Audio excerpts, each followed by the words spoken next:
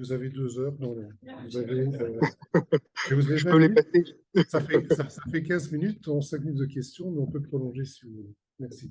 D'accord, entendu. Merci beaucoup. Je vous prie aussi également de m'excuser du coup de ne pas pouvoir être présent avec vous aujourd'hui. Mais mes trains hier ont été annulés les uns après les autres, donc du coup j'étais un peu en difficulté pour venir jusqu'à Montpellier.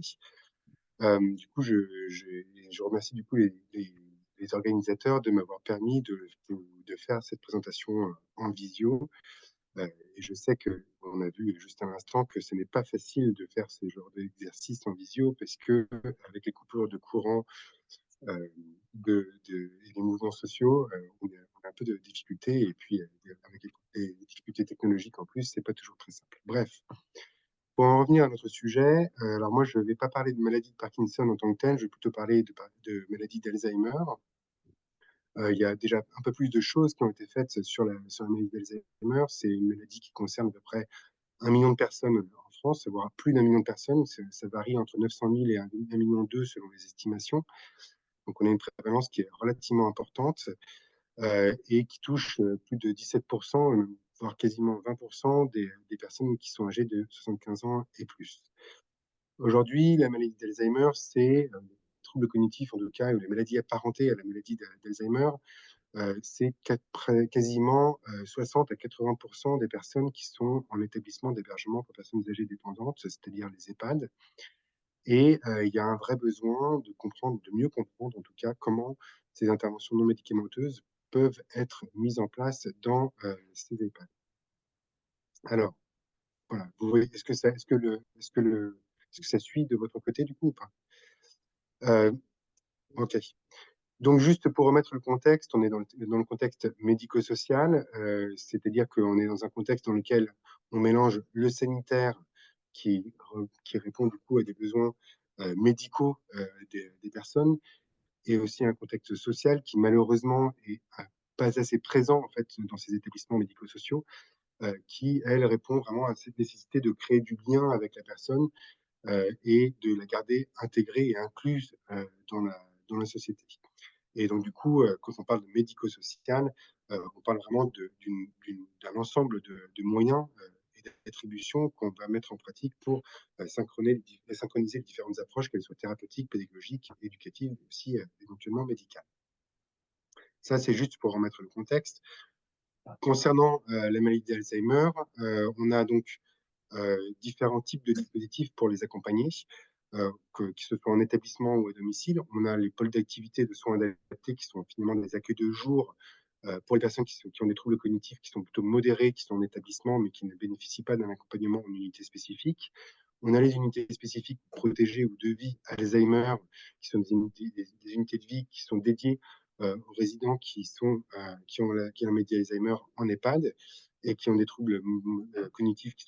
sont de modérés à sévères. On a des unités d'hébergement renforcées qui sont là pour des personnes qui ont des troubles comportementaux qui sont vraiment très sévères, des accueils de jour pour les personnes qui vivent à domicile et qui permettent d'avoir une structure de répit pour les personnes qui sont atteintes de la maladie Alzheimer. Et aussi les ESA, qui sont les équipes spécialisées Alzheimer, qui sont des intervenants qui interviennent directement au domicile pour accompagner les personnes avec des troubles cognitifs qui sont liés au vieillissement, donc de type Alzheimer. Il faut savoir que dans tous ces dispositifs-là, les interventions non médicamenteuses sont des interventions qui sont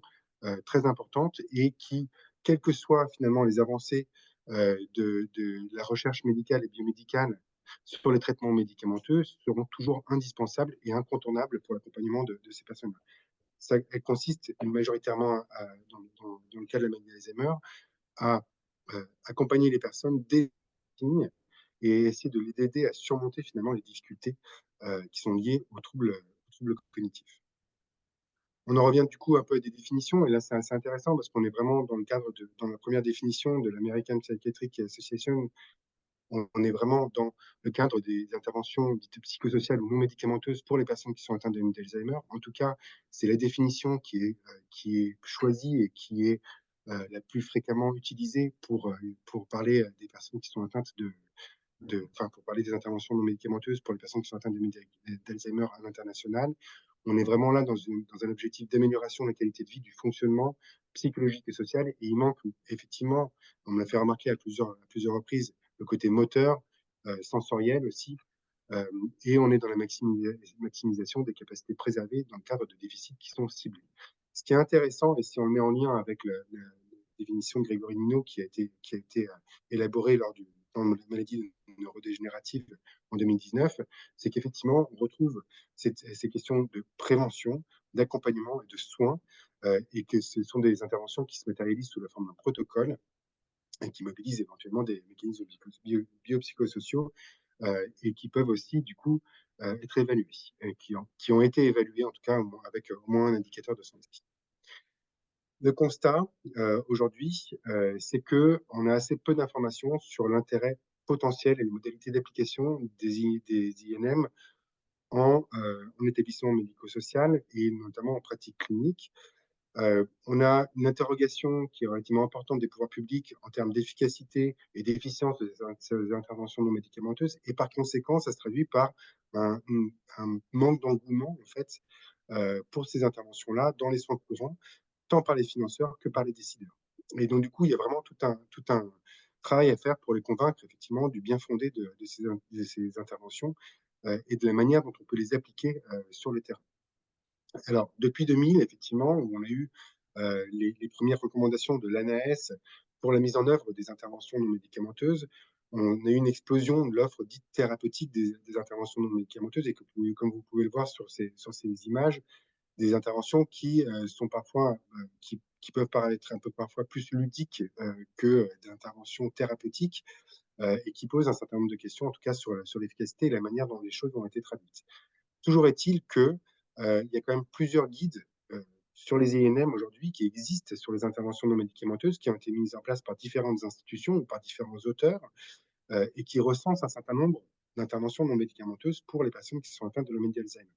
Un certain nombre de ces interventions se recoupent entre ces guides, mais d'autres, du coup, comme vous pouvez le voir, il n'y a pas le même nombre d'interventions entre chacun des guides, vont être plus ou moins marginales en fonction de leur évaluation fondée sur la preuve. Par ailleurs, il y a aussi pas mal d'ouvrages généralistes sur les interventions non médicamenteuses et plus particulièrement la maladie d'Alzheimer. Alors, il me semble que celle de Grégory Nino aborde aussi la maladie d'Alzheimer dedans. Et on voit effectivement que ça, on est sur des ouvrages qui sont plutôt généralistes, qui expliquent un peu le fonctionnement de ces interventions-là, comment est-ce qu'ils sont arrivés, à quoi ils servent et dans quel contexte il faut les mettre en œuvre. Et donc, du coup, il y a vraiment toute une réflexion qui s'est mise en œuvre sur ces interventions-là et qui montre qu'il y a un engouement, en tout cas, tant du point de vue des cliniciens, même des institutions, pour les mettre en œuvre et pour les intégrer dans l'accompagnement, mais aussi plutôt des scientifiques aussi pour pouvoir donner des bases scientifiques, en tout cas théoriques à ces interventions. On a différentes catégories d'interventions et là, donc du coup, ça c'est des catégories que moi que j'ai classées de cette manière-là, mais c'est ma propre opinion de ces catégorisations. Et on verra ensuite qu'il n'y a pas que celle-ci. On peut avoir des interventions qui sont à visée thérapeutique et relationnelle. On peut avoir des interventions qui sont plutôt à visée rééducationnelle ou de réhabilitation, avec des études de mémoire, la stimulation cognitive par exemple, ou la réhabilitation psychosociale, des interventions à visée occupationnelle et fonctionnelle, donc occupationnelle plutôt dans le sens ergothérapique, hein, où on va plutôt traiter des activités de la vie quotidienne, de l'orthithérapie par exemple, de la cuisine ou d'activités encore sportives, des interventions à visée ludique. Alors là encore, ça va créer des débats, je pense, avec Grégory, puisque la définition des interventions non médicamenteuses s'est un peu resserrée dernièrement. Mais toujours est-il que voilà, c'est ce qu'on retrouve aussi dans la littérature, où on va parler de sorties, de visites culturelles, de chorales inclusives, des interventions à visée de bien-être aussi et de soins, avec l'aromathérapie, le toucher-mâchage, le snozeland. Et là encore, une autre intervention qui risque de créer débat avec Grégory Nino, notamment sur l'aménagement de l'espace, mais sachant que quand même qu'il y a des procédures, des protocoles pour aménager l'espace qui nécessitent d'être soulignés quand même et qui pourraient faire entrer éventuellement ces interventions dans les interventions non médicamenteuses. D'autres catégorisations sont possibles, évidemment, et parmi les guides que je vous ai présentés tout à l'heure, il y a eu d'autres classifications qui ont été faites, notamment d'un point de vue fonctionnel. Généralement, c'est plutôt d'un point de vue fonctionnel, où on va classer les interventions en fonction qu'elles visent plutôt des fonctions motrices, cognitives, sensorielles, affectives, comportementales et d'autres. Et enfin, on peut aussi les classer dans le domaine d'intervention, comme le fait la NPIS, que ce soit des interventions qui sont plutôt d'ordre psychologique, physique, nutritionnel, numérique ou élémentaire. Donc ça, c'est les différents types de catégorisation possibles, mais le fait est, c'est que quand on regarde le terrain, on se rend compte que c'est pas tout à fait aussi clair que ça. Quelles que soient les classifications que je vous ai montrées, c'est pas tout à fait aussi clair que ça du point de vue des professionnels. Et quand on leur pose la question finalement de quel type d'intervention ils mettent en œuvre sur le terrain et quel type d'intervention non médicamenteuse ils mettent en œuvre sur le terrain, on se rend compte qu'il y a un certain nombre d'activités qui sont de l'ordre du thérapeutique de ceux qu'on peut trouver dans les différents guides, mais aussi beaucoup d'activités occupationnelles qu'ils considèrent eux-mêmes comme des interventions non médicamenteuses. Et du coup, ça pose un peu question sur qu'est-ce qu'ils entendent eux comme finalement intervention non médicamenteuse, qu'est-ce que eux mettent en place comme intervention non médicamenteuse, et est-ce qu'il ne faut peut-être pas aller repêcher un certain nombre de ces interventions non médicamenteuses aussi dans la pratique clinique aujourd'hui. Quand on pose des questions maintenant aux professionnels, quelles sont les problématiques qu'ils rencontrent sur le terrain et pour lesquelles finalement ils pourraient avoir besoin d'interventions non médicamenteuses, la première euh, réponse qu'ils donnent, c'est, enfin, la première problématique qu'ils donnent, c'est effectivement tout ce qui est la gestion des symptômes psychocomportementaux aigus. Donc, on va toucher là l'agitation, l'agression, la déambulation, l'apathie, par exemple, chez les personnes qui sont atteintes de maladie d'Alzheimer et de troubles apparentés. Ou alors, et ensuite, l'autre problématique rencontrée, c'est la gestion des symptômes psychologiques comportementaux chroniques ou qui sont persistants dans le temps, donc comme la désorientation, les troubles de la mémoire, la dépression, ou encore les troubles de la motricité. Et enfin, la troisième problématique qu'ils rencontrent, c'est tout ce qui est la question de la gestion du quotidien. Ce qui explique un petit peu cette, ce retour d'enquête sur les différents types d'interventions non médicamenteuses qu'ils mettent en œuvre sur le terrain. Et une autre problématique qu'il faut quand même souligner aujourd'hui, c'est celle d'une problématique qui concerne plus les médecins coordonnateurs, les psychologues et les directeurs d'établissement, qui essaient de comment est-ce qu'on peut valoriser les interventions non médicamenteuses qui vont répondre aux problématiques de terrain, comment est-ce qu'on va pouvoir les financer d'une manière générale. Et ça, je pense que c'est quelque chose qui est effectivement aujourd'hui très intéressant. Sans trop de surprise, quand on regarde après ce qui se passe dans la littérature scientifique, et qu'on regarde notamment au niveau de la Cochrane, on trouve que il y a plusieurs revues de littérature scientifique qui sont plutôt liées aux différents types d'interventions qui vont pouvoir remédier à un certain nombre de troubles comportementaux aigus, en tout cas des symptômes psychocomportementaux aigus. On trouve également des interventions non médicamenteuses, un certain nombre de revues systématiques de la littérature sur des interventions plutôt à visée thérapeutique ou en tout cas qui vont traiter des symptômes euh, psychologiques et comportementaux qui sont plutôt chroniques et persistants. Et on trouve aussi des revues systématiques de la littérature sur des interventions qui vont plutôt concerner l'accompagnement du quotidien et le care et voir leur impact et leurs bénéfices sur les personnes et sur le bien-être des personnes. Donc, il peut s'agir tant euh, de, de, de la toilette que de l'alimentation, comment est-ce qu'on peut aider les personnes à s'alimenter, ou des activités qui sont personnalisées, qui utilisent des interventions non médicamenteuses. L'autre chose aussi qu'il faut prendre en considération, c'est les conditions d'implémentation de ces interventions-là sur le terrain. Et on se rend compte de façon assez logique que pour que une intervention non médicamenteuse se mette en place dans une institution, il faut non seulement qu'elle ait fait la preuve de son efficacité, qu'elle ait une utilité perçue, qu'elle soit facilement accessible par les professionnels, qu'elle leur fasse gagner du temps, qu'elle soit utilisable, qu'elles remportent leur adhésion, qu'elle a un impact, bien évidemment, sur les résidents, mais aussi du point de vue de l'institution, il faut qu'il y ait un certain retour sur investissement, un amortissement du coût de ces interventions, et qui a un impact aussi tant sur la qualité de vie au travail des professionnels que sur la qualité de vie des résidents et des proches qui les accompagnent. Donc tout ça, face à tous ces constats-là, c'est vrai qu'on a un certain nombre de questions et on s'est posé les questions avec Hervé Patel, donc, qui travaille avec moi sur ce sujet-là et qui est professeur de neuropsychologie à Caen. comment finalement on pourrait imaginer finalement une nomenclature de ces interventions-là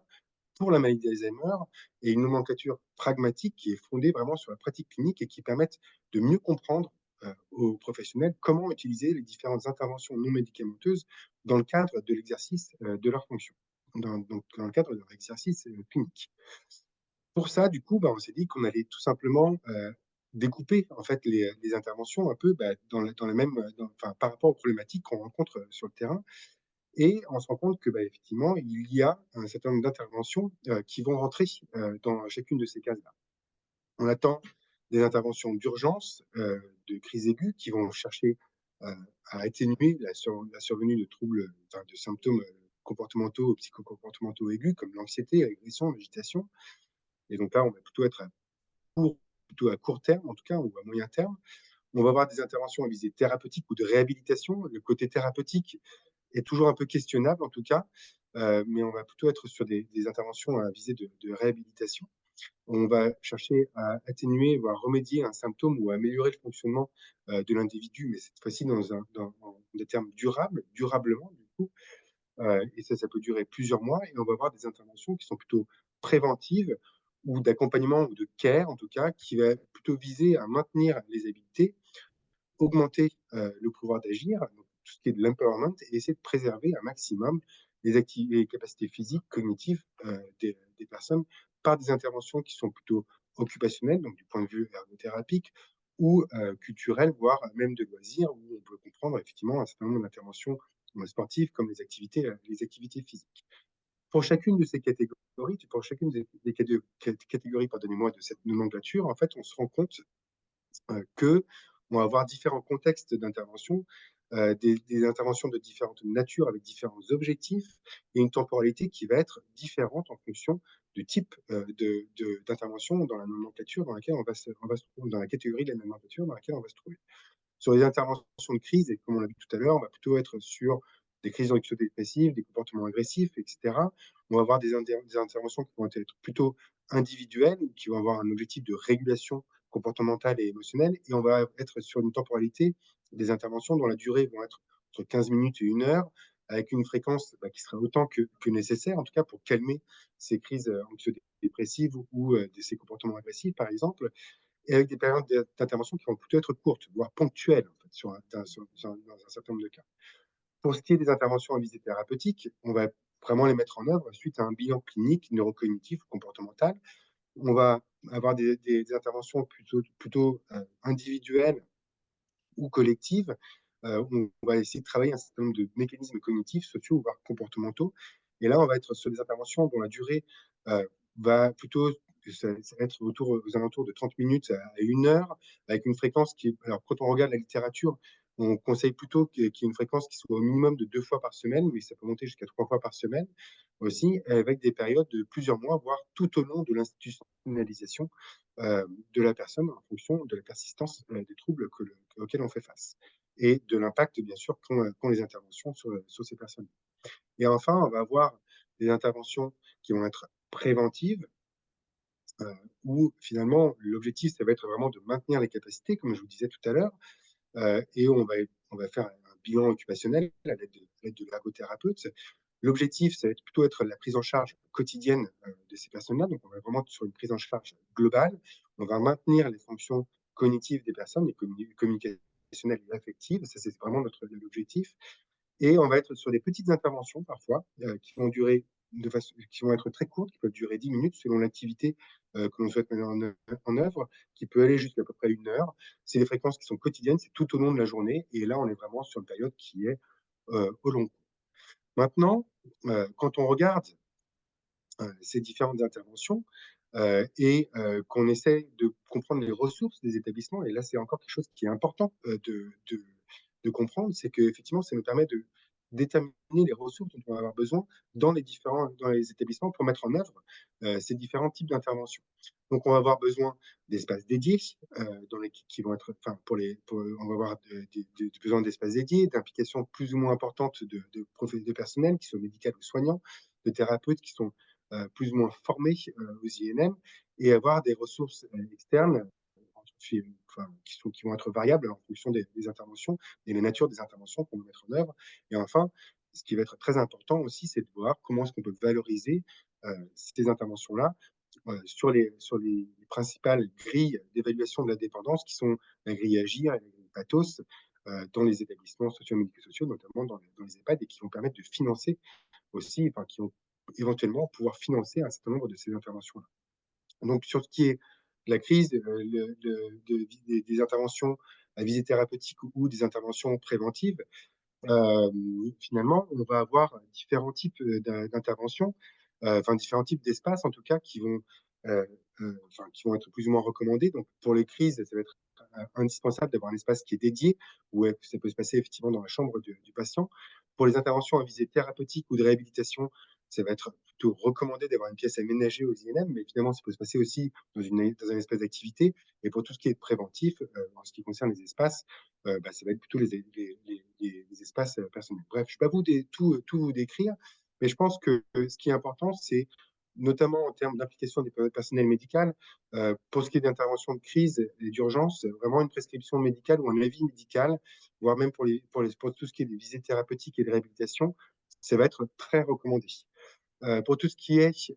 des interventions de l'équipe soignante, de tout ce qui est des interventions préventives, là, on va plutôt se poser sur tout ce qui est des propositions d'équipe soignante. Et ensuite de ça, on va avoir plus ou moins besoin de thérapeutes qui vont être formés en INM. On imagine bien qu'effectivement, en urgence ou en crise, on ne va pas aller chercher quelqu'un quand on est une urgence ou une crise pour me mettre en place, enfin, un intervenant extérieur en tout cas, pour le mettre en place. Par contre, c'est bien d'avoir du personnel qui est quand même relativement formé et éventuellement avoir quand même une supervision de ces personnels-là, que ce soit pour les interventions d'urgence ou à visée thérapeutique ou de réhabilitation. On ne va pas avoir besoin toujours de ressources internes, on peut avoir beaucoup d'externes, je veux dire, on peut avoir des ressources internes qui vont répondre à ces besoins-là. Et on peut voir que sur la grille Agir et Pathos, on va les distinguer de différentes manières selon la nature de l'intervention et selon finalement les symptômes qu'ils vont cibler. Il faut une éthique aussi pour mettre en place ces interventions-là et elle est particulièrement adaptée finalement c'est l'éthique empirique que l'on propose est particulièrement adaptée finalement au cadre d'intervention, la nomenclature qu'on propose, puisqu'on va chercher vraiment l'adhésion des personnes qui sont concernées, l'adaptation du traitement au terrain et à la personne, et avoir des fondements scientifiques de ces INM. On va vraiment se poser la question de savoir si chacune de ces interventions correspondent bien aux besoins de la personne, si au besoin, il faut l'orienter vers d'autres intervenants si l'INM n'est pas adapté. Et surtout, essayer de ne pas créer de faux espoirs par rapport à la personne. Mais ce n'est pas forcément l'objet exact de notre intervention, de la présentation aujourd'hui. Et ensuite, qu'est-ce qui se passe? Nous, ce qu'on souhaite faire, maintenant qu'on a déterminé ça, qu'on a vu ça par rapport à la littérature scientifique et clinique sur le sujet des interventions non médicamenteuses et au terrain, par rapport à notre connaissance du terrain, ce qu'on souhaite faire, c'est essayer de proposer, de valider cette nomenclature auprès de professionnels et d'experts de l'accompagnement, d'essayer de sélectionner un maximum d'interventions qui sont évaluées scientifiquement pour pouvoir les remettre dans chacune de ces catégories-là. Il ne s'agit pas de faire concurrence à d'autres classifications, mais là, il s'agit vraiment de mettre en place une nomenclature qui soit adaptée au terrain. Et enfin, d'essayer de créer cette nomenclature qui soit consensuelle, la plus consensuelle possible, excusez-moi, pour les intégrer au logiciel de soins qu'il y a en EHPAD et à domicile. Et donc là, du coup, on est vraiment dans la création d'une plateforme numérique et c'est ce à quoi on est en train de travailler actuellement au CHU de Rennes avec un éditeur numérique, à créer une plateforme numérique qui soit unique et interopérable, donc qui puisse s'adapter aux différents logiciels de soins qu'on va avoir dans les différents établissements socio-médico-sociaux, et notamment dans les EHPAD et dans les structures de soins à domicile, pour identifier d'une part les INM qui sont les plus utilisés, le temps qui est pris par les professionnels pour les mettre en œuvre et la nature des professionnels qui mettent en œuvre ces INM, pour essayer de les systématiser aussi dans l'accompagnement des personnes qui sont atteintes de la maladie d'Alzheimer, pour voir si elles peuvent montrer par la remontée d'informations qu'on peut avoir grâce à ces logiciels-là en termes de temps de santé physique que comportementale et psychologique et sociale des personnes et qu'on peut revoir, voir en tout cas dans les logiciels de soins, voir s'il y a un certain nombre de bénéfices qui peuvent être observés et montrer vraiment aussi tout ce qui est de la valeur ajoutée en termes de soins pour pouvoir les relier derrière aux outils d'évaluation de la dépendance en EHPAD. Je pense qu'aujourd'hui, pour pouvoir continuer, j'ai bientôt fini parce que 2 diapos. Donc, je pense qu'aujourd'hui, il faut vraiment pouvoir essayer de proposer une stratégie nationale qui consisterait finalement, et c'est ce que fait la NPIS actuellement, je pense que c'est quelque chose qui est très, très important, de pouvoir réunir les acteurs de terrain, les intervenants, les scientifiques et les cliniciens pour établir une stratégie commune et un référentiel commun de pratique clinique de ces interventions, de pouvoir former un maximum les professionnels, et je vais vous montrer ça dans le diapo d'après, qu'on est en train de mettre en place un DU à l'université de Caen, d'essayer de faire remonter un maximum les résultats sur des indicateurs communs. Donc là encore, le référentiel NPIS va être très important pour les évaluer, pour éventuellement aussi derrière mettre en place un centre de preuve sur les interventions médicamenteuses pour la maladie d'Alzheimer. Et je pense qu'il y a un grand besoin de ça au niveau des pouvoirs publics aujourd'hui pour pouvoir comprendre quelles sont celles de ces interventions qui sont importantes de pouvoir financer et pour lesquelles il est important de pouvoir libérer du temps professionnel en fonction des territoires. Et enfin, pouvoir vraiment mutualiser les moyens entre les établissements pour des interventions qui ne sont pas forcément mises en œuvre de façon si constante que ça dans les établissements, et que les intervenants puissent intervenir dans différents types d'établissements. Juste une petite pub pour un diplôme d'université qu'on a mis en place avec Hervé Platel à l'université de Caen, un diplôme d'université qu'on a mis en place en partenariat avec la Fondation Médéric Alzheimer, Corian, le Living Lab de Rennes et l'INSERB, et bien sûr l'université de l'université de Caen, l'UFR de psychologie de l'université de Caen, qui a pour objectif de durer 1 an, donc qui commence en novembre 2023, je veux dire, qui se divise en quatre lieux différents. Bref, vous pouvez aller voir, si vous voulez plus de renseignements, vous pouvez aller voir sur le site directement de l'université de Caen pour retrouver plus de documentation par rapport à ça, ou alors contacter directement les responsables, enfin les renseignements au niveau de l'université de Caen. Je vous remercie de votre attention. Excusez-moi si j'ai été un petit peu long du coup.